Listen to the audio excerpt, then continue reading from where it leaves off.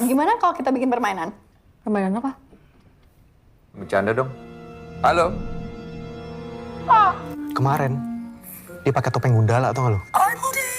Halo teman-teman pencinta film, apa kabarnya? Semoga kalian masih meluangkan waktu untuk menonton konten saya di ruang sekilas film ini.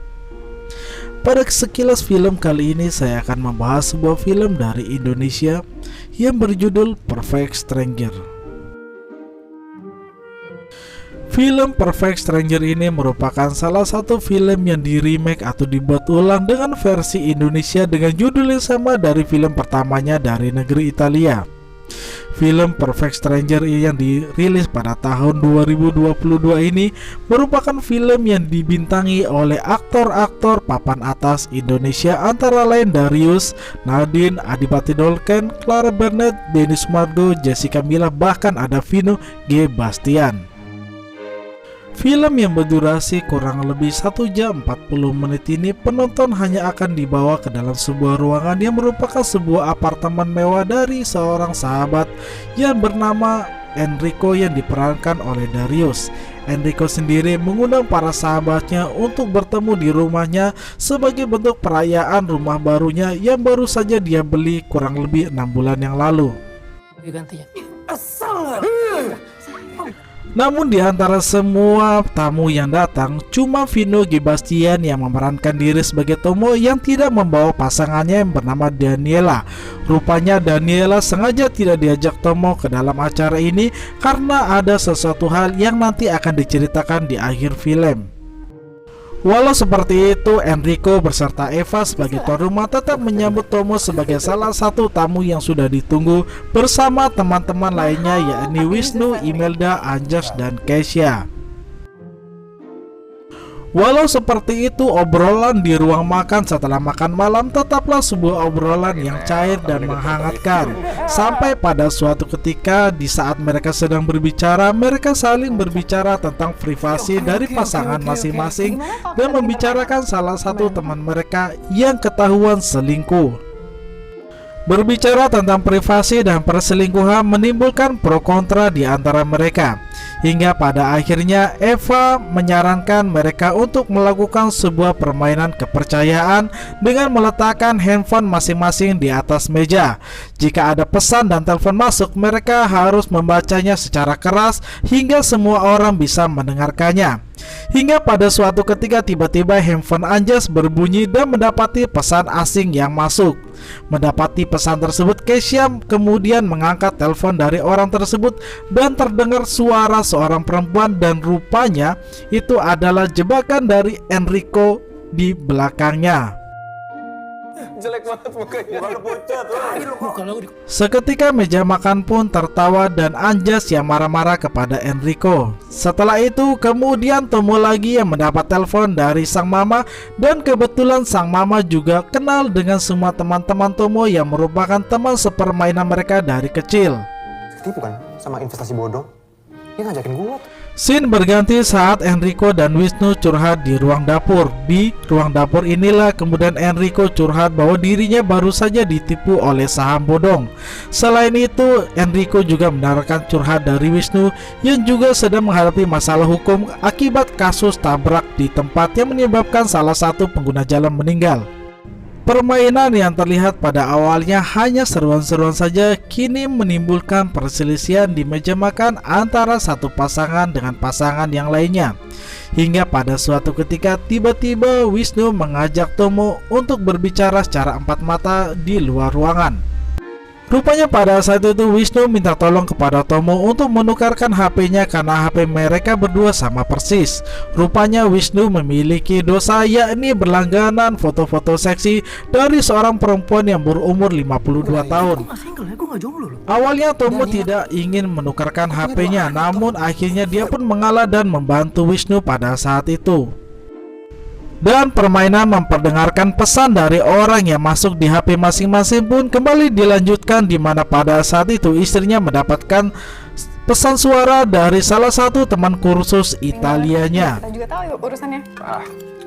Dan di saat mereka sedang membicarakan teman kursus Imelda yang merupakan istri Wisnu, tiba-tiba alarm dari HP Tomo berbunyi. Rupanya alarm itu adalah alarm untuk dia berolahraga setiap beberapa jam sesaat. Dan pada saat itu kemudian akhirnya Wisnu bisa menukar HP miliknya dengan milik Tomo, di mana kemudian pesan masuk ke HP milik Wisnu yang kini berada di tangan Tomo. Apa sih? Gue liat. Enggak. Dan seketika ruang makan pun kembali menjadi riuh saat mereka melihat pesan masuk ke HP milik Tomo dengan melihat sebuah foto-foto seksi dari seorang perempuan yang mengirimkan gambar dirinya ke HP tersebut. Namun belum sepenuhnya mereka membahas hal tersebut, tiba-tiba HP milik Tomo yang berada di tangan Wisnu berbunyi. Rupanya dari situ terdapat pesan dari seorang bernama Denny yang bertanya tentang kabarnya. Hal ini membuat Tomo tiba-tiba menjadi uring-uringan karena mendapati pesan Denny yang tidak dibalas oleh Wisnu pada saat itu. Permainan bola panas pun kembali bergulir dan kini bola panas terdapat dari HP Kesha yang merupakan istri Anjas, yakni Denny Sumargo. Anjas sangat cemburu seketika saat mendapati rupanya mantan dari Kesha memberikan pesan di HP-nya. Kemudian perselisihan mereka pun mereda karena Kesha memang tidak ada hubungan apapun dengan mantannya yang sudah lama tidak berhubungan tersebut. Scene kemudian berganti saat Enrico mendapat telepon dari anaknya yang bernama Bella. Rupanya Bella sedang meminta izin kepada ayahnya untuk bisa menginap di salah satu rumah temannya. Namun rupanya hal ini tidak dilarang atau tidak diiyakan oleh sang ayah dengan bijak karena dia menginginkan anaknya untuk tetap di rumah. Waktu pun berjalan hingga malam dan bola panas kini semakin panas saat kembali HP Tomo yang di tangan Wisnu mendapati pesan dari seseorang yang bernama Denny.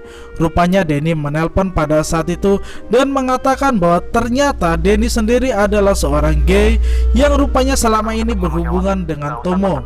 Namun apa daya, pada saat itu HP tersebut adalah HP Wisnu dan seketika Imelda pun menuduh sang suami adalah seorang gay yang selama ini tidak memperhatikan keluarganya.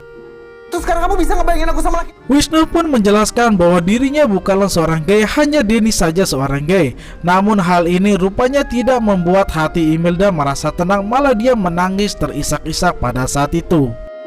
Perselisihan di meja makan tidak berhenti begitu saja. Rupanya bola panas masih bergulir ke salah satu di antara mereka. Dan kali ini Anjas yang diperankan Denny Sumargo mendapati bola panas dari HP-nya.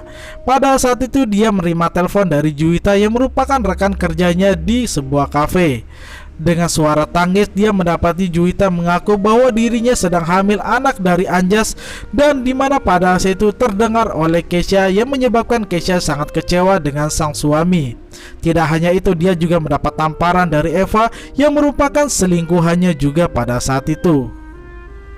Masalah tidak berhenti begitu saja ketika Wisnu memberikan HP Imelda yang berisi sebuah chat dari seorang laki-laki yang meminta isi atau celana dalam yang dikenakan oleh Imelda.